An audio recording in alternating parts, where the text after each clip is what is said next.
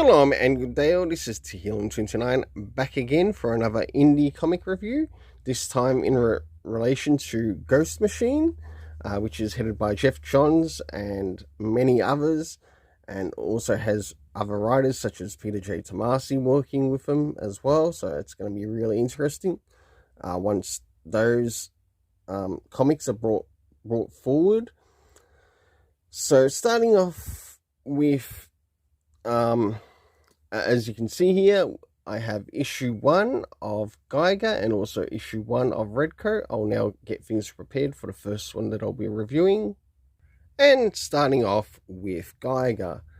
Now, first things first, does this cover in any way, shape or form connect to something that is happening inside with the story? Sure enough it does, to which I give it a 7.5 out of 10, to which we have the character of the Glowing Man making his appearance. And now it's time to move into the area of the internal art as we have a look around the beginning, middle, and of course the end. So as we start to move into the beginning of the story, we move into what looks to be like a futuristic Western type story. And we see many of the members that are making an appearance. And we've also got the character who is the Glowing Man, but not making their presence known right now.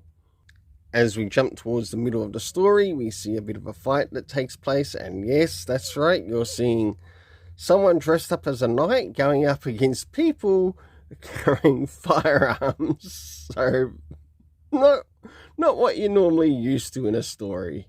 And last but not least, towards the end of the story, to which we get to see something in connection to the Glowing Man. So, in relation to the internal art, I give it a 7.5 out of 10. Next is we move in relation to the area of the story. And surprisingly enough, this did actually give us a comic book reference to Ghost Machine issue 1 or the Ghost Machine one-shot.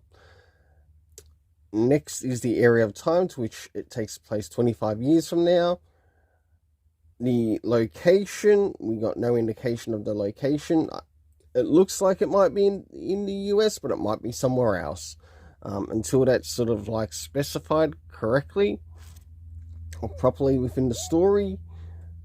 Though it would not hurt to include it, especially in the first issue. Next is the cast of characters, to which we meet Henry and also the Glowing Man. For the overall story rating in this, I give it a 7.5 out of 10. Now it's time to move into Redcoat. And as we start to move into Redcoat, we see that Chris Hemsworth is on the cover. That's right, Chris Hemsworth is on the cover.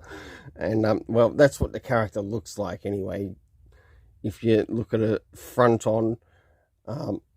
But does this cover in any way, shape or form connect to something that's happening inside with the story? Well, let me just show you one thing else in relation to this cover. It most definitely does connect to something that is happening inside with the story, to which I give the cover an 8 out of 10. So now it's time to move into the area of the internal art as we have a look around the beginning, middle, and of course the end, and also what's happening story-wise with the character. So as we start to move into the beginning of the story, we get an appearance of these mysterious fireflies. And I must admit, these fireflies almost look like something in relation to a bit of a plague scene that you'd see with like some type of horror movies, where in some cases it might not be fireflies, it might be locusts, it might be something else.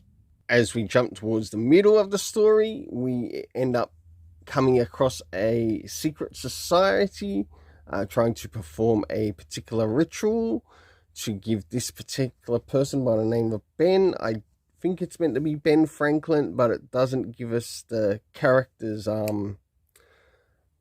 surname. And what they're trying to do is give this character immortality, but of course things go awry and things go wrong. And of course it ends up affecting and hitting the character of Simon Pure, to which he becomes immortal due to a magic trick.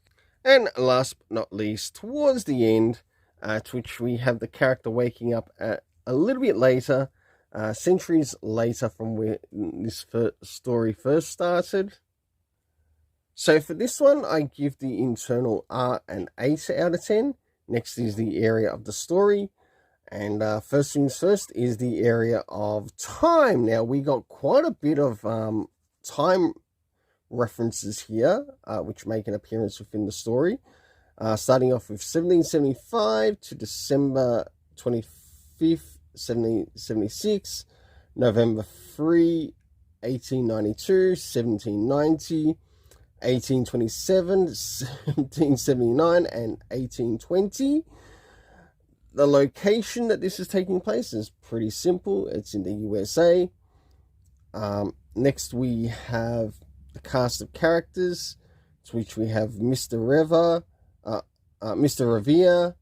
Mr. Hancock, Simon Pure, who becomes known as the Redcoat, Ben, who I believe might be Ben Franklin, and last but not least, we have a character by the name of Betsy. How she comes to be a girl he likes, I got no idea. But the overall story rating for this is an 8 out of 10 from me. Until then, let's keep it colourful and have yourself an awesome day. And also stay tuned for part 2, to which we'll be covering Rook Exodus.